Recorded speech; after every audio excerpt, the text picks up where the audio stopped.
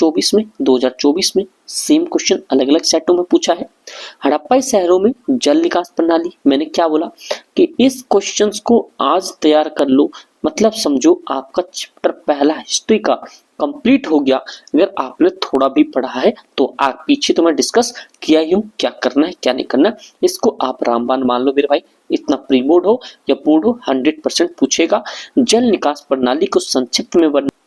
नमस्ते भाइयों, तो मेरे भाई बहुत दिनों के बाद आपसे मुलाकात हो रही है। हाँ, बट ये है कि ये पीडीएफ के फॉर्म में है। बहुत जल्दी आपके सामने मैं लाइव भी आऊँगा, दैट मीन्स कि बोर्ड पे भी आऊँगा। बट अभी समय के कारण आपके सामने मैं इस कंडीशन में आ रहा हूँ।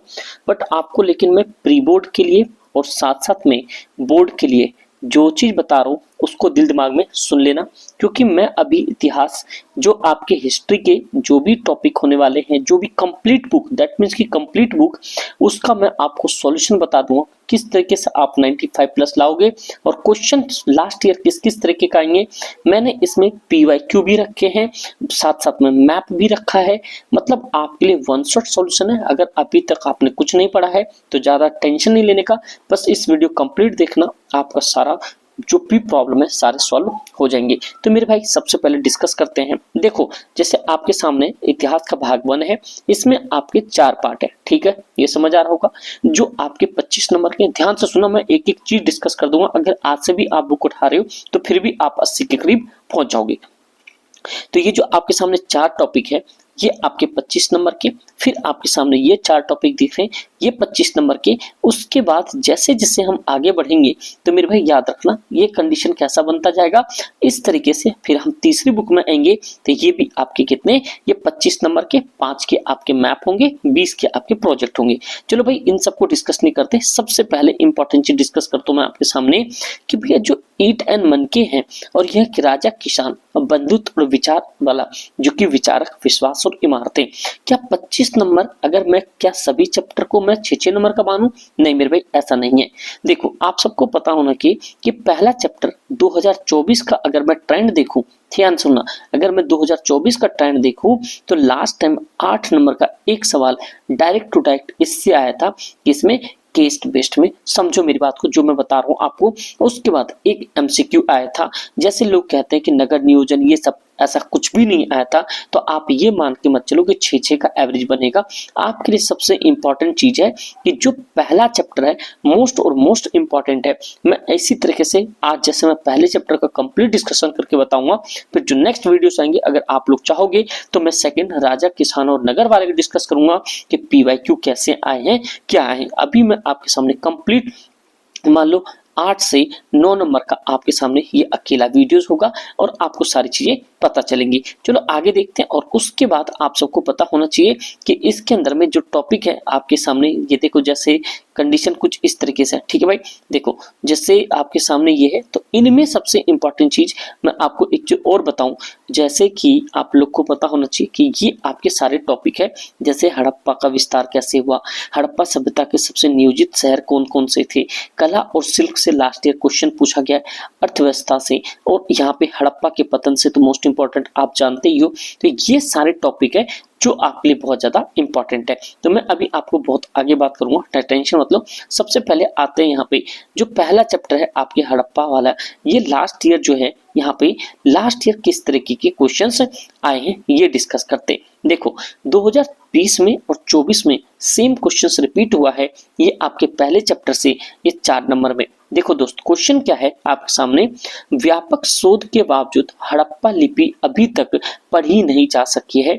इस प्राचीन लिपि को समझने वाली कठिनाई के पीछे का कारण पता कीजिए। आप जानते हो कि आज तक जो भी लिपि आई है, जैसे कि आप ब्राह्मणी खरोष्ठी से अशोक सम्राट वाली को पढ़ लोगे, लेकिन आज तक इसको कंप्लीट हड़प्पाई लिपि को नहीं पढ़ा गया है। तो इसके पीछे की कठिनाई, मतलब क्वेश्चंस को थोड़ा सा घुमा के पूछा जा रहा है। अब आंसर कैसे लिखोगे, एग्जैक्टली आप ऐसा आंसर नहीं लिखोगे, कंटेंट आप यही रहेगा, बट आपको थोड़ा पैटर्न चेंज करना है। पैटर्न क्या चेंज करना है, आपको पॉइंटिंग में आंसर लिखनी है। क्या लिखनी है, पॉइंटिंग में आंसर लिखनी। मैं इसका कंप्लीट डिस्कशंस भी लेकर आऊंगा अगर आप लोग चाहोगे। तो पहले आप क्वेश्चन देखो। तो पहला क्वेश्चन आपको समझ आ गया है कि ये क्वेश्चन था, दूसरा जो क्वेश्चन है आपके 2024 में जो दूसरे सेट में पूछा गया है वो मेरे भाई आपके सामने, क्या सावधान पद्धति हड़प्पाई संस्कृति के सामाजिक, आर्थिक और विभिन्नताओं को प्रदर्शित करती है? अपने स्पष्ट उत्तर कीजिए। इसके साथ ये दूसरा क्वेश्चन था, इसी के साथ में दोनों का आंसर सेम ही होगा। हड़प्पा सभ्यता के लोगों के बीच सामाजिक और आर्थिक अंतरों को समझाने में जो आपके पास सावधान किस प्रकार सहायक हुए?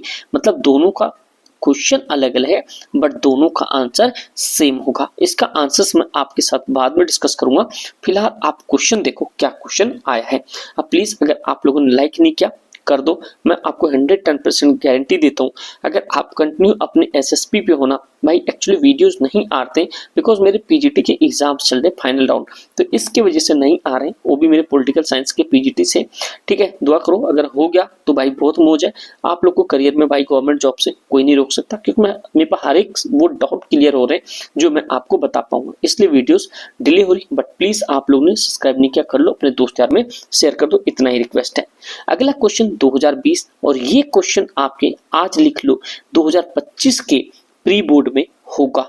मतलब 100% उतारो। हिस्ट्री, पॉलिटी, ज्योग्राफी और इकोनॉमिक्स का तो समझो, क्योंकि हमारा यही बैक है। सबसे इंपॉर्टेंट चीज जो विशाल स्नानघर में जल निकासी व्यवस्था, ये कीवर्ड आप ना दिल दिमाग में बिठा लो। इस कीवर्ड से आपके पेपर आएंगे, मतलब आएंगे, चाहे आपके प्री बोर्ड हो या बोर्ड हो, चाहे दुनिया का कोई सा भी एग्जाम हो, आपका हिस्ट्री है तो ये क्वेश्चन आएगा। कीवर्ड आपको ये याद रखना है। चलो आगे देखते हैं। विशाल स्नानघर में जल निकासी व्यवस्था क्या महत्व है? ठीक है, यह मोहनजोदड़ो में सफाई और स्वच्छता के बारे में क्या दर्शाता है? तो देखो अब इसको आपको क्या दर्शाता है, उसी तरीके से अगर ये क्वेश्चन दूसरा भी बदल जाए तो कोई दिक्कत नहीं। मोहनजोदड़ो के दुर्ग में विशाल स्नान की अभिन्यास योजना को उदाहरण स्पष्ट कीजिए। तो मेरे भाई इसका आंसर मैं आपको लेटर मैं डिस्कस करूंगा, बट अभी आप क्वेश्चंस का लेवल देखो। क्या क्वेश्चन इस तरह के हैं, क्या आप क्वेश्चन लिख पाओगे या नहीं लिख पाओगे, या सारे क्वेश्चंस का स्क्रीनशॉट लेके आप खुद लिखने की कोशिश करना। देखो 2024 में सेम क्वेश्चन अलग अलग सेटों में पूछा है। हड़प्पाई शहरों में जल निकास प्रणाली, मैंने क्या बोला कि इस क्वेश्चंस को आज तैयार कर लो, मतलब समझो आपका चैप्टर पहला हिस्ट्री का कंप्लीट हो गया। अगर आपने थोड़ा भी पढ़ा है तो आप पीछे तो मैं डिस्कस किया ही हूं, क्या करना है क्या नहीं करना, इसको आप रामबाण मान लो मेरे भाई। इतना प्री बोर्ड हो या बोर्ड हो 100% पूछेगा। जल निकास प्रणाली को संक्षिप्त में वर्णन करना है, ठीक है। उसके बाद आपसे नियोजित और जल निकास प्रणाली को नियोजित और संपूर्ण क्यों माना जाता था, ये भी। इसके साथ साथ में हड़प्पा शहरों के अनूठी विशेषताओं से एक ध्यान पूर्वक नियोजित जल निकास प्रणाली। देखो क्वेश्चन सेम है बट पूछने का अंदाज अलग है, तो मेरे भाई आप भी अपना अंदाज चेंज कर लेना। जो कंटेंट आपके पास है उसी को थोड़ा बना के लिखना, जैसे ऑफलाइन में बच्चे लिखते हैं, मैं आपके साथ शेयर करूंगा। हाँ बट इनको आंसर ऐसे नहीं लिखना है, पॉइंट में ये डैश डाल के लिखना है। अगर आप लोग कमेंट करोगे तो मैं आपके सामने जितने भी ऑफलाइन की सीट है वो मैं आपके साथ डिस्कस करूंगा, आपको कैसा आंसर लिखना चाहिए। उसके बाद मेरे भाई आपके सामने क्वेश्चंस फिर से बड़ा क्वेश्चंस आया हुआ है यहाँ पे, जो अभी आपने पीछे डिस्कस करा। देखो क्वेश्चन है पुरातत्विक हड़प्पा युग के विशाल स्थापना केंद्र की पहचान। ये थोड़ा मतलब और सा क्वेश्चन है, थोड़ा घुमा फिरा के पूछ लिया बट आपको आंसर आना चाहिए। विभिन्न स्थलों पर हड़प्पा वासियों द्वारा उपयोग की जाने वाली सिंचाई विधि में भी ये भी आपके लिए अच्छा कीवर्ड उत्पन्न हो सकता है। उसके साथ साथ ही आपके सामने हमने ऊपर भी डिस्कस करके देखा है, अपने सिल्क उत्पादन में कच्चे माल प्राप्त करने के लिए हड़प्पावासी अपने नए तरीकों को किस तरीके से यूज करते थे वो स्पष्ट। एक्चुअल में आपको आंसर इस तरीके से लिखना, इस फॉर्म में लिखना है जो 2024 में दिए गए थे। अगर मेरे भाई अगर आपने पॉलिटिकल का कुछ नहीं पढ़ा है, मस्ट टू आपको अपने ऐप पे मिल जाएगा। तो एसएस पाठशाला एप्लीकेशन प्ले स्टोर से डाउनलोड कर लो, क्लास 12 के जाके ई बुक सेक्शन में चले जाना, वो आप डाउनलोड कर लो, आपको वहां से पॉलिटिकल को मतलब आसानी से आप उसे क्लिक कर लोगे। ठीक है दोस्त, एक तो वो क्वेश्चन हो गया। फिर आपके यहाँ पे पुरातत्विक वाला बहुत ज्यादा इंपॉर्टेंट है, बहुत बार क्वेश्चन पूछा गया, ये पॉइंट आप समझो।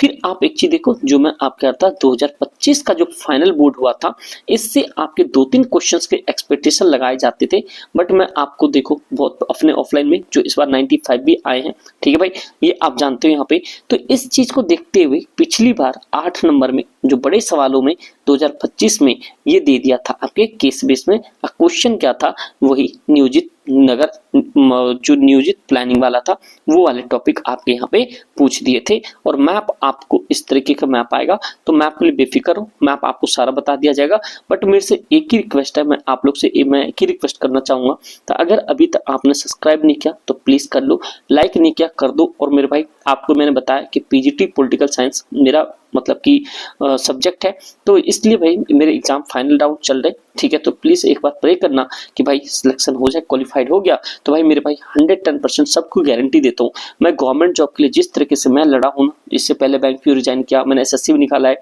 तो बहुत सारी चीजें, बट मेरे को टीचिंग लाइन में जाना था, इसलिए मैं पीजीटी में यहाँ पे पीजी किया, फिर पीजी बीएड ये सब चीजें कर ली है। बट मैं आपसे फाइनल राउंड में हूँ, मैं बस आप लोग की एक दुआ बहुत मैटर करता है। प्लीज प्रे फॉर मी, जिससे कि मेरा सिलेक्शन हो जाए और मैं आप लोग को बहुत बेहतर तरीके से गाइड करूं, आप भी अपने जीवन में गवर्नमेंट ऑफ इंडिया अपने गाड़ियों पर लगा के घूम सके। तो वीडियो अच्छी लगी हो लाइक करना, और इसका पैनल पर मैं बहुत जल्दी सॉल्यूशन लेकर आऊंगा, तो प्लीज बढ़िया से आप मन लगा के पढ़ो और बहुत ज्यादा अच्छे नंबर लेकर आओ। Thank you so much and जय हिंद।